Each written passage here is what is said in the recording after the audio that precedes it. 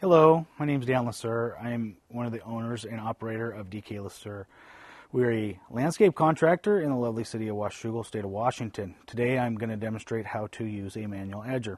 We have a soft edge here. What we're going to do is bring it out a little bit away from the bark. So basically you just take the edger, put it in the ground, put your foot on it, hold the stick firmly, push down, get it in the ground, wiggle it, pull it up. Move over a bit, same thing. Wiggle, get a nice deep cut. Again, there you go.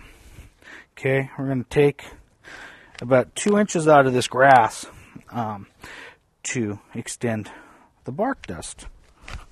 There you go. Okay, and with this one you can pull it up a little bit, but you want to be careful. Now we're going to cut it on the other side. So we get a nice good strip. And if you're really good at this, sometimes if you got some bad areas in your grass, you could take this grass and go plant it somewhere. Okay.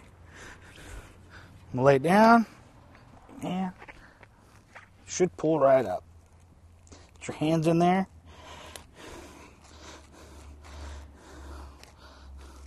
And now, nice good strip of grass.